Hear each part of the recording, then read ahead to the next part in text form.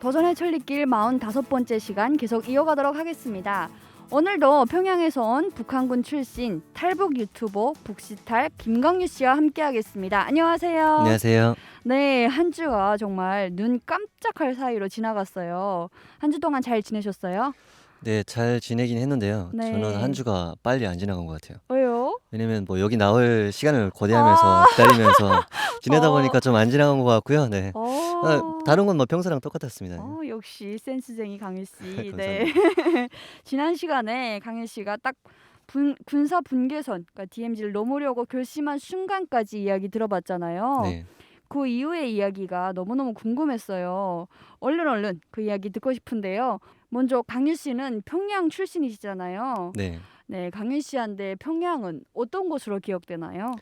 저한테 평양은 제가 나서 자란 고향이고, 그리고 제가 그 17살까지의 소중한 추억들, 그런 것들을 간직할 수 있는 그런 뭐 지금에 와서도 마음의 고향이고, 네, 그런 것 같습니다. 네, 뭐 저도 이제 평양 출신이고 뭐 그렇긴 한데, 뭐 평양에 이제 북한 기준으로 봤을 때는 네. 그래도 평양에 사셨으니까 사는 동안 이제 크게 어려움이라든가 뭐 이런 거는 고생 뭐 이런 거는 음. 없지 않았나 이런 생각이 들어요. 어떠셨어요? 네, 맞아요. 뭐 말씀하신 것처럼 그렇게 막 큰 어려움이나 뭐 지방 같은 경우에는 제가 군대 나가서 들어보니까 굉장히 어려움들이 많았더라고요. 뭐 네. 땔감도 하러 다녔어야 했고, 뭔가 그쵸. 배급도 없기 때문에 뭐 장마당에서 모든 걸 다 충족했어야 했는데, 저희 같은 경우에는 그래도 배급도 받고 그 외에 뭐 부수적인 뭐 장사를 해서 그냥 다른 걸 또 채우는 그런 과정을 했었다면, 다른 데서는 아예 생존만을 위해서 사는 걸 보고 우리가 그래도 그나마 많은 혜택을 받았구나 이런 생각을 했던 것 같아요.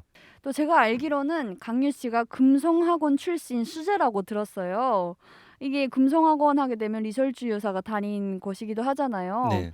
리설주 여사와 동문이기도 하고 약간 금성학원을 다닌다. 이게 일반 학생들이 다닐 수 없는 곳이잖아요. 네. 북한에 계셨을 때 공부를 되게 잘하셨던 것 같아요. 저는 그 금성학원에 대해서 얘기를 한 걸 굉장히 후회하고 있어요. 왜요? 왜냐면 정말 반짝하고 빛났던 그런 순간이었기 때문에, 제가 어릴 때는 정말 공부를 잘했었거든요. 제 입으로 얘기하기가 좀 부끄럽긴 한데, 어릴 때는 제가 수학을 엄청 좋아했어가지고 네. 수학에 대한 그런 지식을 좀 많이 쌓았었고, 좀 남들보다 빠르게 좀 그런 수준이 높았었는데, 네. 그 머리가 한계 이루고 그러다 보니까 저는 자퇴를 할 수밖에 없었고, 네, 그렇게 했었는데 졸업 못한 거니까 더 쪽팔리기도 하고, 네, 그렇습니다. 네. 그래도 일단은 공부를 잘 하셨기 때문에 그런 학교에 갈 수 있었던 거죠. 네, 반짝 빛났었습니다. 네. 네, 평양에 계셨을 때 이제 북한 사회에 대한 어떤 불만 뭐 이런 건 없었나요? 평양에 있을 때까지만 해도 그런 불만 같은 건 없었고, 고마움이 좀 존재했던 것 같아요. 왜냐면 오, 외부 세계를 볼 수 없는 그런 상황이다 보니까 네, 그렇죠. 당에 대한 충성도 이런 건 굉장히 높았었고, 뭐 어디에 나가보지 못하는 이상 이런 부분을 의심할 수가 없었고, 그냥 당에서 선전하는 내용이 분명하구나 이런 생각만 했었고, 음, 불신 이런 건 전혀 없었습니다. 굉장히 애국자였어요. 네. 네. 지금 평양을 떠나신 지 꽤 되신 거죠? 네, 평양을 떠난 지는 지금 한 10년 됐죠. 네. 그렇죠. 아직 좀 가끔 생각나세요?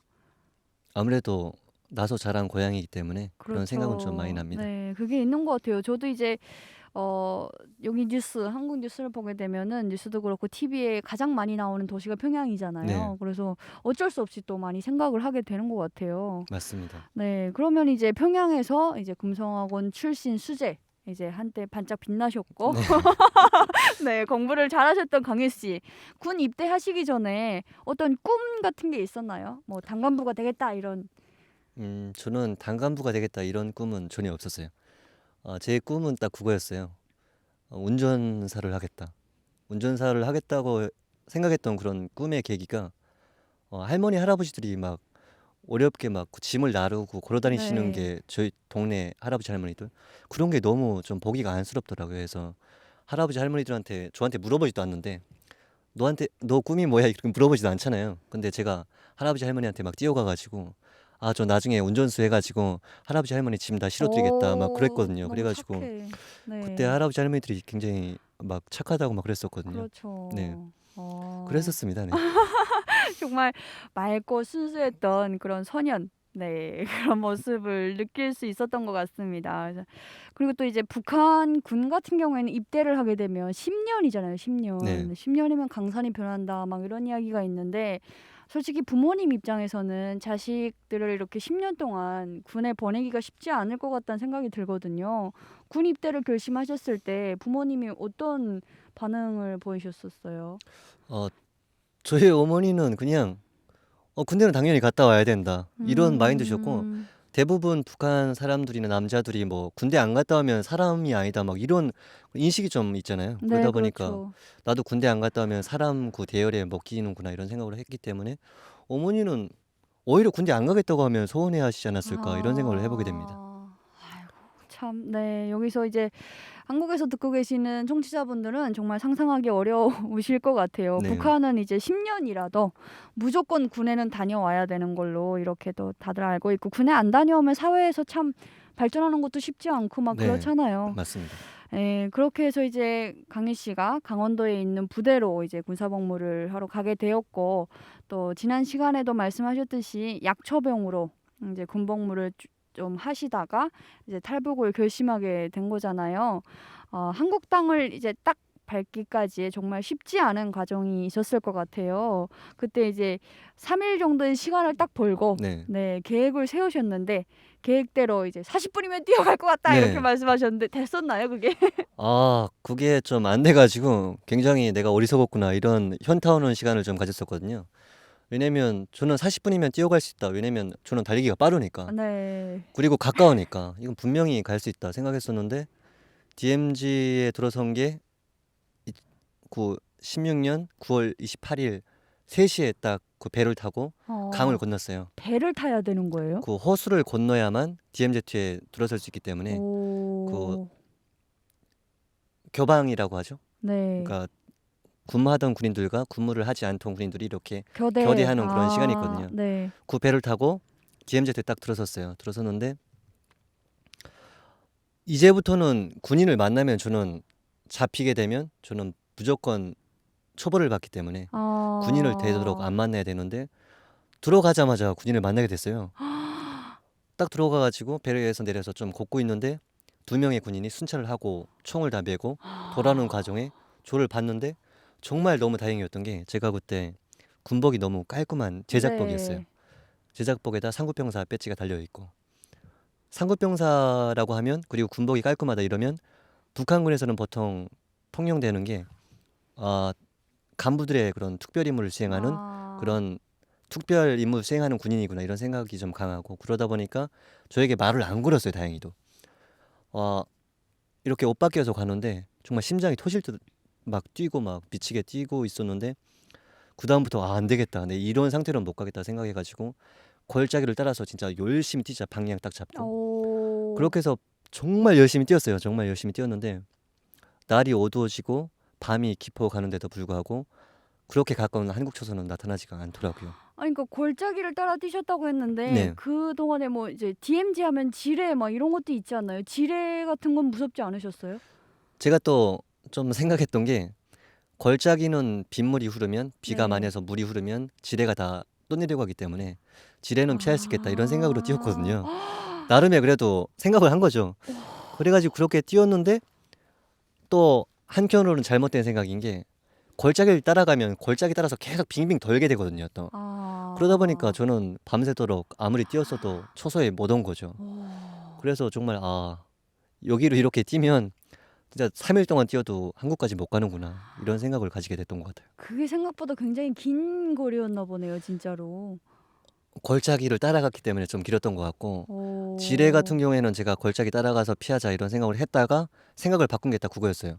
'와 이렇게 뛰니까 한국 초소는 나타나지 않는구나. 나타날 생각을 안 하는구나.' 네. 생각하고 그때 지뢰를 포기했어요. 네. 지뢰 포기하고 지뢰에 밟더라도 차라리 그냥 룽선 올라가서 방향 잡고 정확하게 방향 잡고 가리라 생각하고 아. 네. 산 룽선까지 올라왔어요. 네.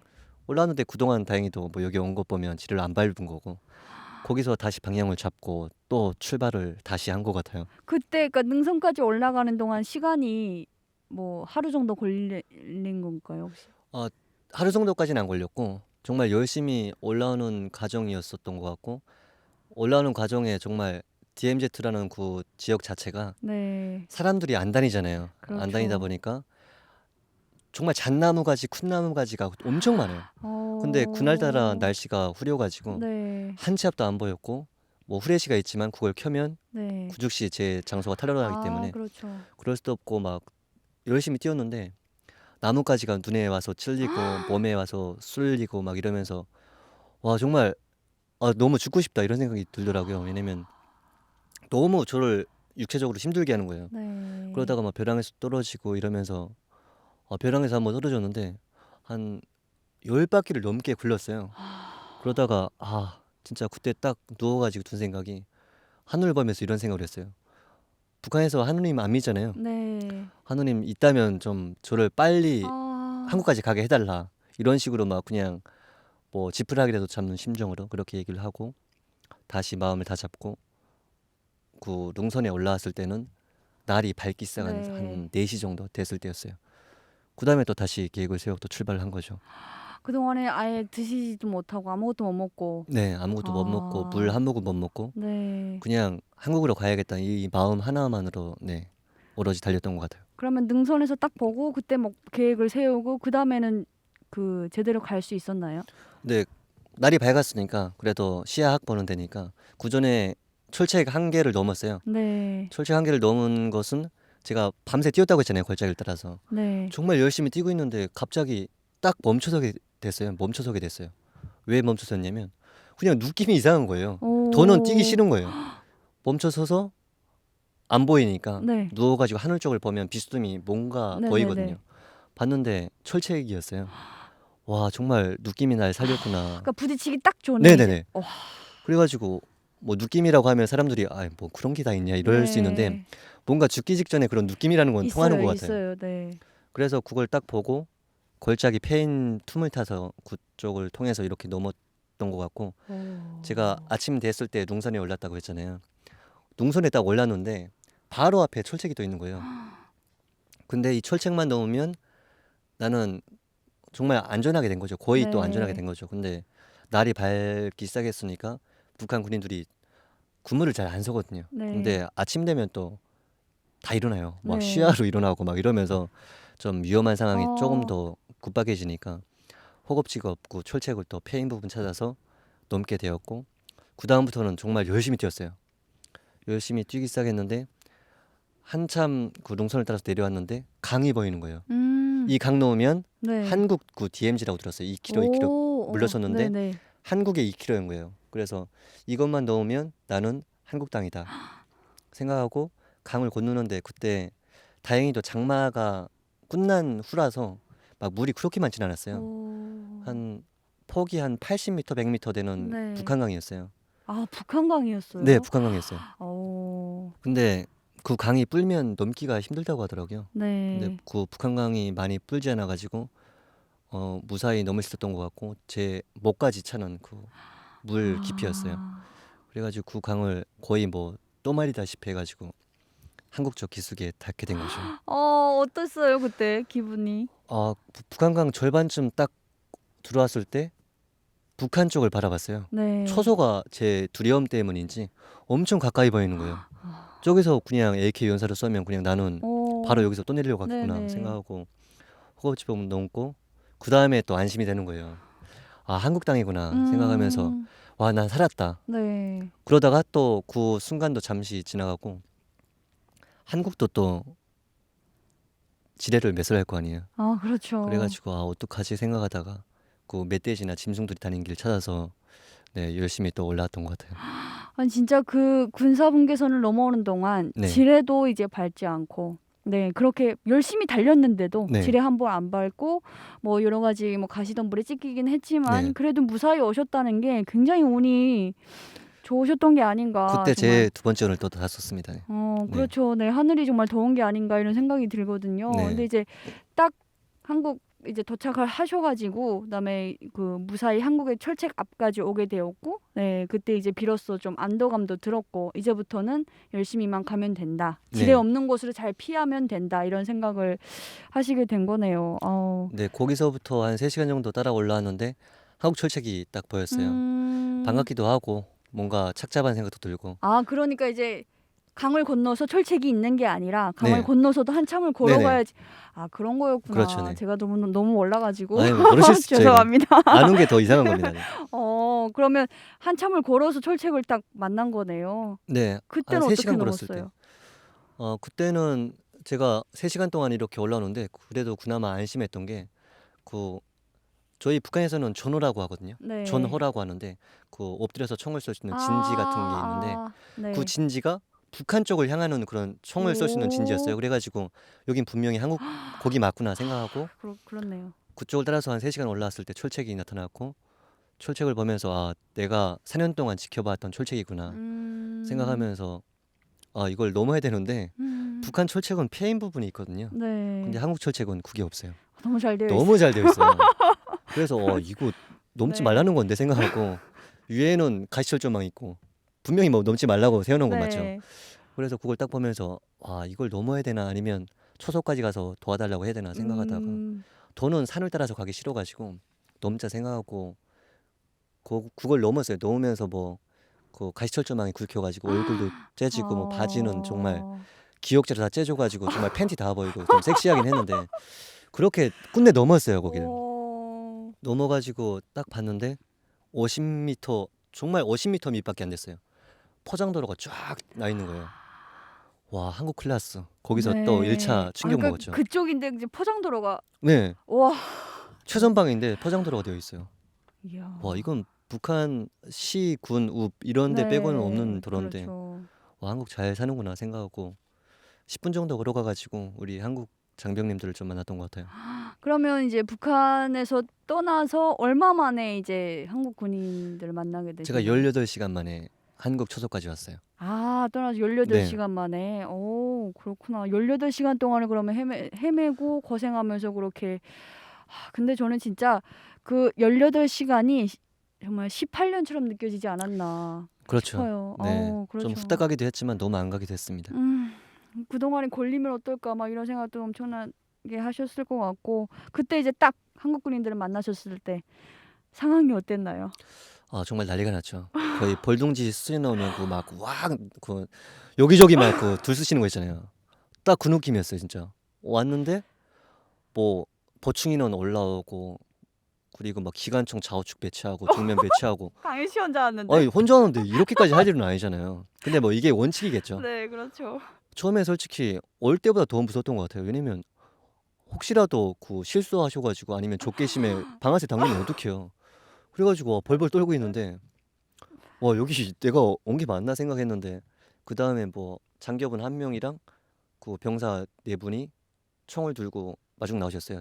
그 통문 다 열고 나오셔가지고 처음에는 그 귀신하러 오셨습니까? 질문을 하시더라고요. 그래서 가만히 있었어요. 가만히 있었더니 손 뒤로 올리고 뒤로 돌아서래요. 힘든데 그거 할 수가 없잖아요. 제가 반항한 게 아니라 할 수가 없어서 못했어요. 했더니 두 장병분이 오시더니 저의 팔을 다 잡고 강제 엎드려 시켜가지고 그 다음에 뭐 몸수색 다 한 다음에 포박을 하셨어요. 그 다음에 초소에 잠깐 앉아 있었죠. 약간 되게 좀 뭐라 그럴까 그 전에 그런 아니 진짜 청구가 이제 막 오고 막 네. 누가 나보고 이제 막 손들어라 그러고 이러면은 굉장히 좀 무서울 것 같은 생각도 들 근데 것 올 때보다 더 같아요. 무서웠던 것 같아요. 그렇구나. 그렇게 해서 이제 결국에는 그 상태로 들어가시게 된 거예요. 한국 그 처서에. 네, 초소에 앉아 있게 됐죠. 네. 어떠셨어요? 그래서 이제 딱 그렇게 넘어가지고 처서에 딱 들어갔을 때 뭐가 보였어요? 아무것도 안 보였어요. 아무것도 안 보였고 장병님들이 총 들고 딱 서 있는데 추적자는 없냐고 물어봐가지고 추적자 그런 거 없다고 얘기를 하고 뭐 전방 감시 다 한다고 막 거의 비상 내려신 거예요. 그렇게 되고 앉아 있는데 아 내가 잘못했나 이런 생각을 좀 많이 했던 것 같아요. 왜냐면 처음에 딱 넘어왔을 때 저는 배고픔이 우선이니까 먹을 걸 좀 줬으면 이런 생각이 좀 강했었는데 나중에 알게 된 건데 중대장님이셨더라고요. 중대장님이 다가오시더니 물 두시고 시원한 수통 내밀면서 시원한 물 두시고 기운 차리십시오 하는데 와 이게 갑자기 그 트라우마 같은 그런 게 딱 꽂히는 거예요. 왜냐면 북한군에 가면 배고플 때 물 마시고 배 채우라고 하거든요. 와 한국 쌀이 없나? 한국도 못 사나? 이런 생각이 딱 들면서 와 내가 속았구나 이런 생각이 가장 많이 들었던 것 같아요. 이제 갑자기 뭔가를 먹으면 네. 이제 그러니까 탈날까 처음에는 봐. 예. 그런 건데 이제 그런 생각을 하게 네. 되신 거네요. 정말 흥미진진했던 그런 이야기 정말 잘 들었습니다. 생생하고 아찔했던 그런 순간이었던 것 같습니다. 이제 다음 주에 한 주 더 강일 씨의 도전기가 이어지는데요. 여러분의 많은 관심 부탁드립니다. 강일 씨 오늘도 감사합니다. 네, 감사합니다.